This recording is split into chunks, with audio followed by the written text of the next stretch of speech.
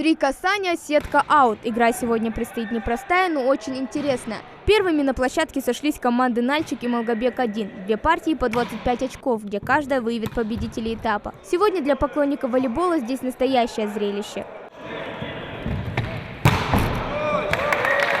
Кто-то из великих людей сказал: кто не помнит своего прошлого, у того нет будущего. Ингушский народ бережно хранит память о своих героях, и этот волейбольный турнир посвящен им. Собралось здесь 8 команд, включая команды из Кабардино-Балкарии и Чеченской Республики. У нас этот турнир проводится первый год. Мы сейчас проводим его в этом году первый раз, но он будет традиционный. Его будем проводить каждый год сегодняшнего дня. От дисциплины и опыта зависит исход игры, и чтобы удержать счет, нужно быть начеку каждую секунду. Пока одни команды соревнуются, другие успевают понаблюдать за соперниками и оценить свои шансы на победу. Я бы отдал предпочтение, конечно, Малгобеку, но игра проходит равная, в данный момент равная игра. Очень хорошие атакующие игроки, распасовщики хорошие.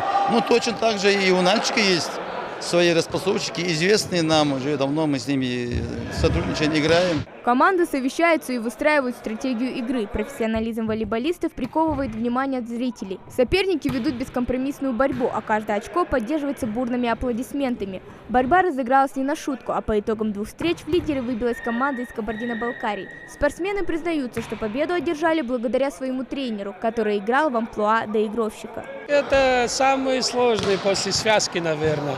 Это все, что плохо летит, все, что нужно исправлять, все ошибки, это доигровщики, это позиция доигровщиков. У них амплуа очень объемная. Надо и принимать, и подавать, и забивать, и блокировать, и в защите играть, все включается.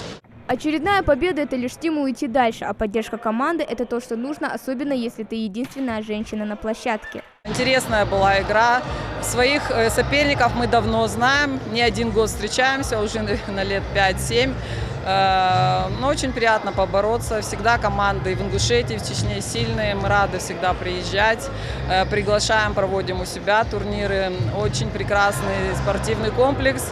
Завидуем честно, радуемся. И хотелось бы, чтобы здесь, в Республике Ингушетия, внимание уделялось и женскому волейболу. Как это у нас в республике, чтобы мы встречались и с девочками на площадке наших волейбольных спортивных залов.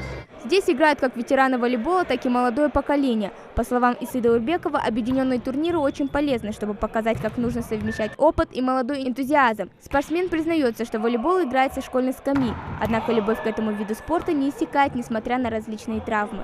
Конечно, мы проиграли команде Нальчика. Ну, там ребята молодые, у нас в основном это ветеранская команда была. Конечно, молодость свое взяло, но тем не менее я доволен игрой. Во второй партии мы почти на равных сыграли с этой командой. Это обычное дело, без травм спорт не бывает. Я уже привык к травмам. И потяжелее травмы были, но ничего. Главное командный дух, состязание, чтобы команду не подвести, нужно играть и выкладываться до конца. По итогам турнира первое место получила команда из Кабардино-Балкарии. Волейболисты Чеченской Республики заняли 2-е место. Третьими стали участники из команды Малгобек-1. Турнир был интересен, а главное, спортсмены обещали вернуться вновь на площадку, чтобы волейбол заиграл яркими красками. Хава Гагиева, Асхаб Белакиев, Новости 24.